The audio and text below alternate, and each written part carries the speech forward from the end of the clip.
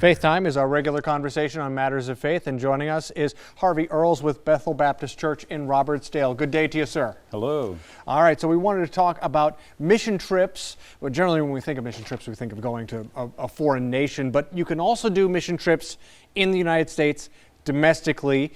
You've gone to Illinois. Tell us about that mission trip. Just a few weeks ago, myself and 9 members of my church family traveled about 950 miles to the Quad Cities region of northern Illinois. Yeah. We ministered to the Chin people, a refugee and international community located in the city there. Tell us a little bit more about the Chins. Who are they? Where do they come from? So the Chin people are from the nation of Myanmar, which was once called Burma. They are one of the 8 major subgroups as classified by the Myanmar government there.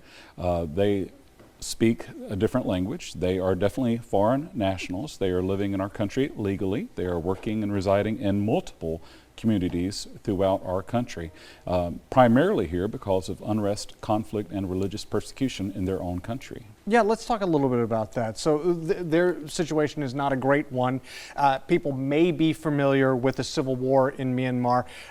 Certainly the persecution of Muslims by the Buddhist majority has gotten attention, but less so of the Christian minority and the Chin population. What can you tell us about their situation? Are they all Christian, the Chins, or a lot of them? Well, a fair number of the Chin subgroup is Christian, but of the country itself, only about 6 to 8% it is estimated are Christian. A government by our own country, a government study by our own country in 2023 said that Myanmar tolerates and even encourages religious persecution, including burning of buildings, confiscation of materials, arrest of leaders, even forced coercion conversions in that community. So a lot of them flee. This group has emigrated to the United States. For you, meeting these folks and helping them out, what do you think is the most rewarding part that you faced? Well, we were there for 9 days, and the most rewarding part, like any mission trip, it's not what you think it's going to be. Yeah. The most rewarding. What did you think it was going to be, and what did it turn out to be? Well, we thought it was just going to be a good vacation Bible school, a lot of hard work going up there, having a good fulfilling time ministering to the children and getting to know the churches a little bit. What we were not prepared for was how close we would feel to these people after just a week. We felt like we were there much longer. We felt like we had known them much longer. We felt like we have made lifelong friendships and perhaps a future mission partnership for us as well. And how many folks are in that community that you minister to in Illinois? It is really unknown how many are in the Quad Cities area. It's generally estimated there's a couple thousand there. We were also in a town about an hour south, Monmouth, Illinois, which is far enough out of the metro area to be its own little place, but there's a sizable Chin community as well there.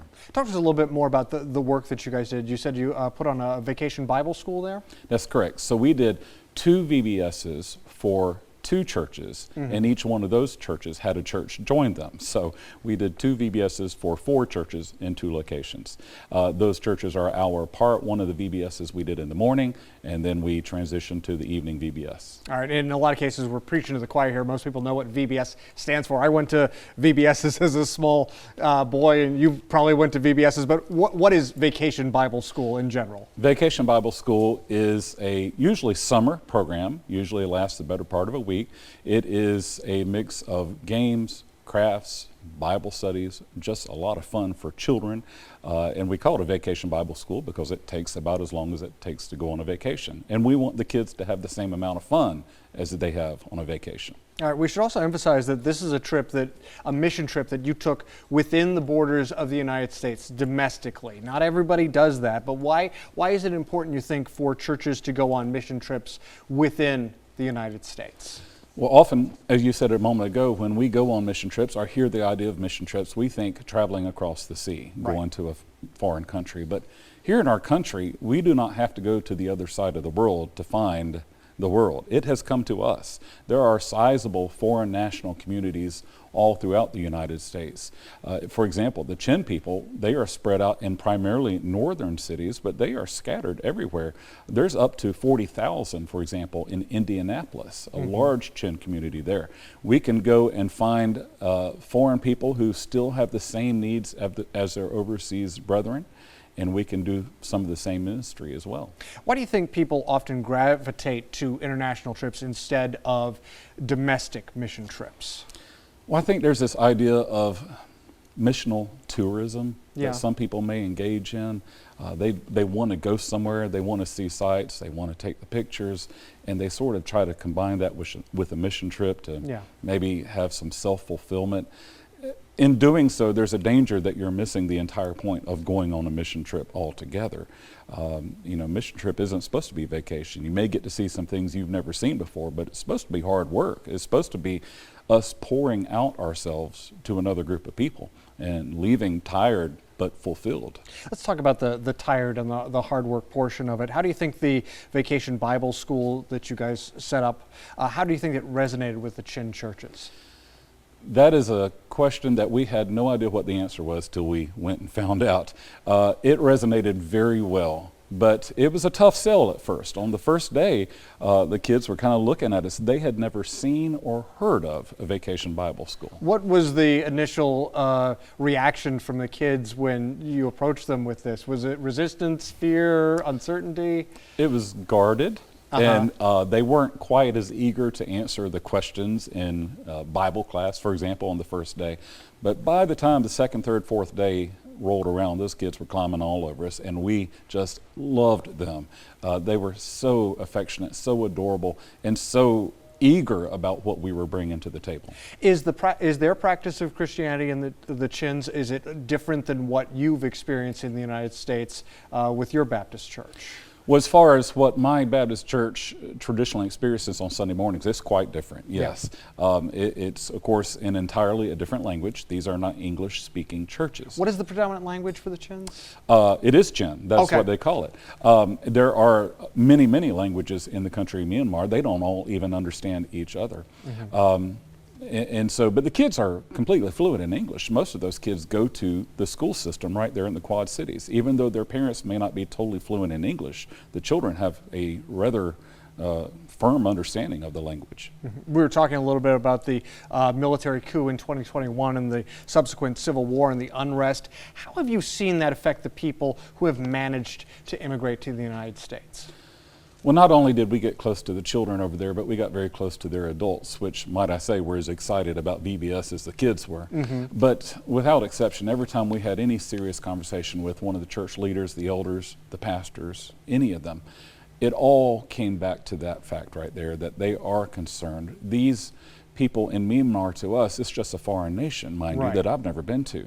But for those that we were ministering to there in the Quad Cities, these are their brothers, sisters, parents, children. Many of them have relatives over there that have not immigrated or cannot immigrate.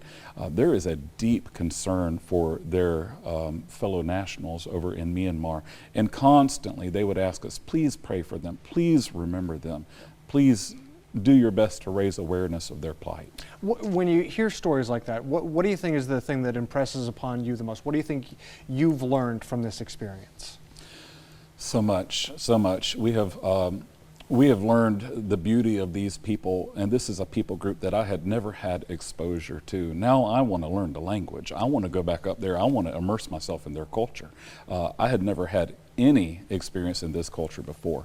I think that's our primary thing, is that we learned about the generosity of these people, the kindness of these people. They ended up being more of a blessing to our team than our team was to them. Mm-hmm. And it was just wonderful. When we pulled up to that church on that first day, they were all outside the church holding signs, holding flowers, and giving flowers to us as we got off the church bus. These were amazing, kind people from beginning to end. And I don't mean to get into history here, but in terms of that part of the world, generally the predominant religions are Buddhism, in this case for Myanmar, Muslims, Islam has a foothold there. But why do you think Christianity has kind of taken parts of the Chin minority in your case? You know, I don't have experience with the other ethnic groups there, so Yeah. I can't say comparatively speaking, but I can say according to the spirit of the people that we met in Illinois, their characteristics as a people very much match the kindness that Christ has offered us and has told us to extend to others. They truly were the hands and feet of Jesus Christ to our own group, even though we went there to be that to them. What was your favorite part about all this? Was it seeing their evolution through Vacation Bible School? Was it hearing their stories of persecution? What really do you think you will take with you from this? My favorite part would probably be a different answer from the rest of my team, because my favorite part was getting to know the adults. Yeah. For the most part, we had 6 teenagers on our team, and they were the ones ministering to the children. Our 4 adults were just kind of in the background assisting them and helping them. My favorite part was getting to know Pastor Nichu in Monmouth and Pastor Kyo in East Moline and their families. And what was built there is not something that's going to just last a week. I anticipate knowing these men and that church leadership for years to come. How did you get connected with this group, taking essentially members of your church from South Alabama to a part of the Midwest? As it often does, it all started on Facebook. A group of pastors, Southern Baptist pastors, I'm a member of. I got to know one of the leaders of that group, Jerry. He is in the Quad Cities area, and we actually got to know each other well enough to have phone calls every now and then, praying for one another.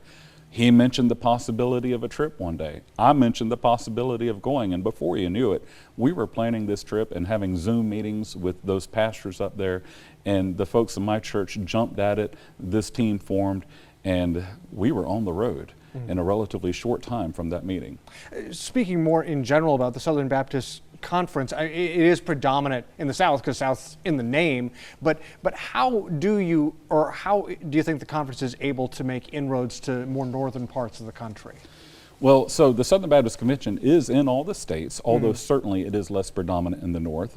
I myself served in Waynesville, Ohio for 6 years, and not a Southern Baptist church on every corner there as well. Right. But it does make good inroads through local associations, through state conventions, through people like Pastor Jerry, who's going around ministering to churches. And for example, both of these 2 churches we ministered to just entered the convention within the last year or 2. And they have been wonderful additions to the convention, in my opinion. Harvey Earls with Bethel Baptist Church in Robertsdale, we thank you for joining us for this edition of Faith Time on News 5.